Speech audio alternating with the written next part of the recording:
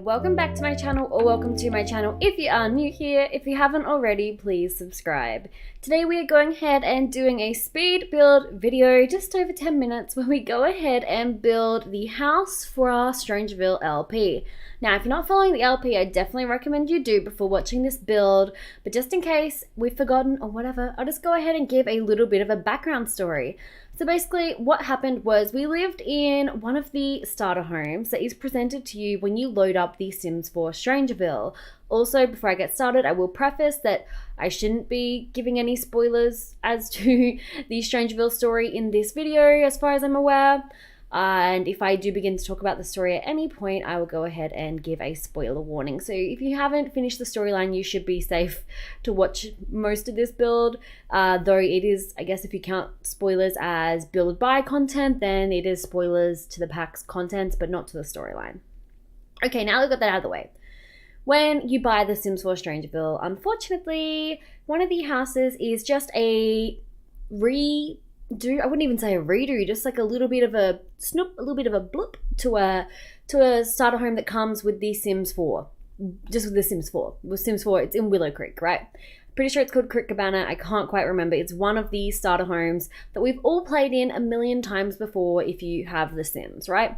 So we were living in that home, and if you go back and watch like the first or the second part, I think it was, I was like, this looks familiar. Wow, this house looks similar style to what we have in Willow Creek. They must have like similar style homes, like sort of made a reference and a bit of a joke about it. But it wasn't until I hopped on Twitter not long after recording a couple of parts that I realized that it was a house from Willow Creek. It was just picked up, copied, and then they slightly rejigged. I think it was like the bathroom, like they made the bathroom a bit bigger, or like the bedroom a bit bigger, and therefore made the bathroom smaller. Something to do with the bedroom and the bathroom, like the floor plan changing like one tile, and the kitchen was the same, everything was the same, and they furnished it a bit differently, and they literally just added in the StrangerVille columns and fence and doors and windows.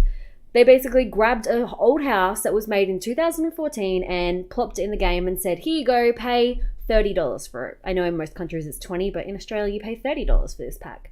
So once I realized that on Twitter, there was a very like controversial thing to do with it, and I'm not trying to like point fingers at anybody, but I just don't think it's on, personally, in my opinion. I don't think it's okay to make people pay for something that's being recycled.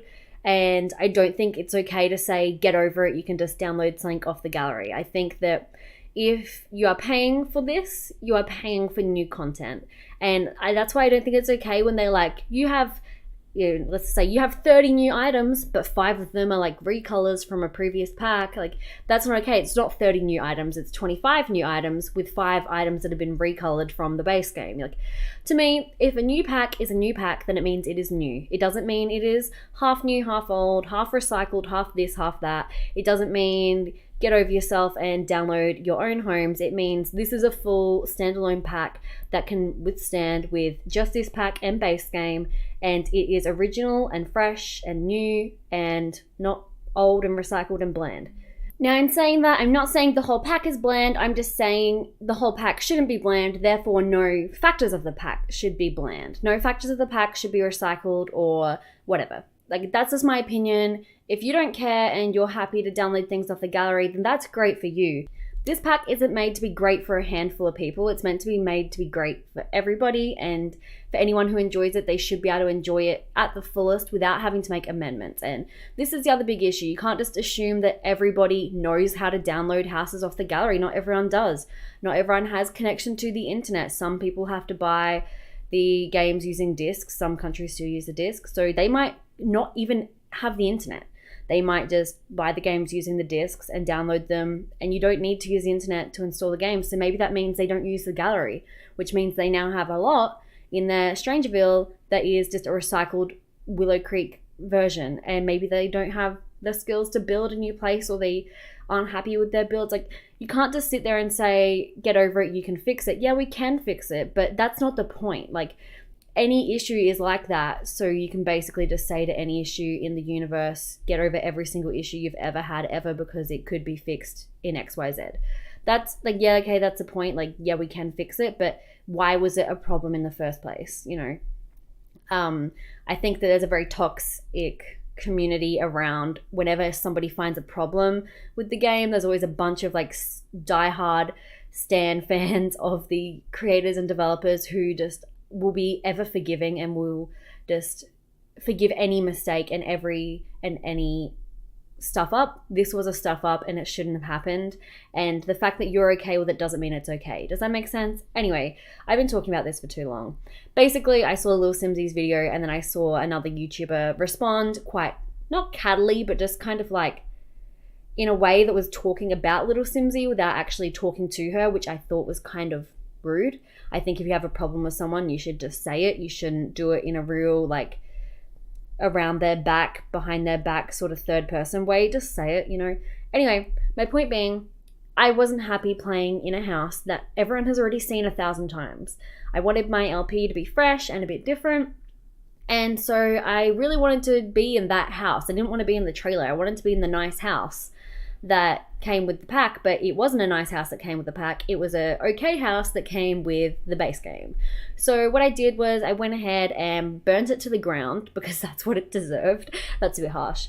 I burnt it to the ground in a tragic, weird and random fridge accident. So basically what happened was, when in the first part, this is a storyline spoiler, in the first part we went ahead and had the FBI come and they took our fridge because they said it was contaminated. And so once we got our new fridge, we went ahead and said that maybe the new fridge we got was faulty. Maybe we plugged it in too quickly or something and it burnt the house down, right? Okay, cool. So now we moved into the trailer. We've been living in the trailer and that's fine. That was fun and fresh. That trailer was cool. That lot was awesome and perfect and amazing. Everything about that lot was revolutionary to The Sims 4, which is everything the first house we're living in was not. Does that make sense? Like, I'm not asking for 20 revolutionary lots. I'm just asking for a couple revolutionary, amazing, beautiful lots and some others that aren't copies. Anyway, so we went ahead and burnt that house down, lived in the trailer, and now that we have, this is a storyline spoiler, now that we have defeated the mother, we have decided to go ahead and move into this nice house. So the storyline was that whilst the mother was plaguing the town, we were living in the trailer trying to defeat them, and the builders were working on rebuilding our house. But once the mother stuff started to go down, the building process of the house really slowed right down. And this house was built whilst that was all going on with an apocalypse in mind. So there is a bunker, which now is like half a bunker, half just like our laundry, and like there's a spare bathroom down there because our boyfriend doesn't want a bunker there. He wanted it to be his workout room, but our girl Brienne is still a conspiracy theorist and wanted a place to be in case this ever arose again. So basically this house is just meant to be a nice little 1-bedroom, 1-bathroom house. We got a sort of open plan, but not really.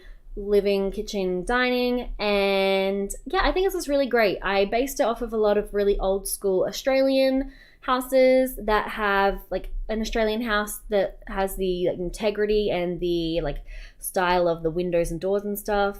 Really old school, but then it's been renovated up to modern times with the appliances and a lot of the furnishing and decorating. So I hope that you get those vibes if you're from some kind of rural Australian town or where like urban meets rural and stuff like that. I just tried to go with that, and I do explain this a lot more in the next part of StrangerVille that's going up. In the last part, I gave you guys a little sneak preview of this because I unfortunately did lose the footage of me doing the outside, the landscaping, or most of the landscaping, the backyard, the front yard, and the basement. So I tried to include some really good screenshots of those areas in particular and not the areas that you see a lot of. And I go over it in heaps of detail in the next part, don't you worry. So yeah, I'm sorry about that, but really weird why that happened. So anyway, yeah, we're just going ahead and doing some of the landscaping right now. And most of the inside is done aside from the bedroom, which we're jumping into right now. And I just wanted it to be really simple and elegant and sleek and sort of look like that really good mixture of old and new. And a really good mixture of our two characters because they obviously are very different. Now, from this point on, storyline spoiler, now that we have defeated the mother, we're going to be going ahead and making really good friends with everybody in StrangerVille. We're going to be visiting each individual household, and I'm going to be doing some more build critiques, some more critiques of each of the houses and each of the family members and like the households in general. So be warned, there'll be more rants in each part. Basically, my main issue just with StrangerVille, if you want a summary, because I've already filmed the next couple of parts where we visit most of the Sims, my summary is that it just seems like maybe a lot went into the story and nothing else, because I mean, a lot of the build and creative sim items are great as well, but it just seems like the world itself is great, but then as soon as you look deeper below the surface, there are a lot of errors, and maybe they're intentional. Some people have said, oh, it's like that because it's meant to be strange, but it's like, yeah, but couldn't have we just like put a little bit more effort in? Like, things can still look strange and wacky without being just bad, you know? A lot of the houses are really empty, and only one person in this entire world has a job, which is Jess Siggyworth, who's a military personnel. I just thought that was kind of weird and lazy that they didn't give them jobs, but anyway, just my opinion, not a fact. Conspiracy theory, not fact. Anyway, we're jumping on into the screenshots. I hope that you like this build. It will be on the gallery once I am completed with the LP, so I'll upload it once we've put all our finishing personal touches to it, because I don't like to upload families or builds until after I'm done playing with them here on YouTube. So that'll be up probably the end of March. So if you like this house, it'll be on the gallery. My ID is Bree Simulated, and I hope you look forward to seeing a more in-depth tour in the next part.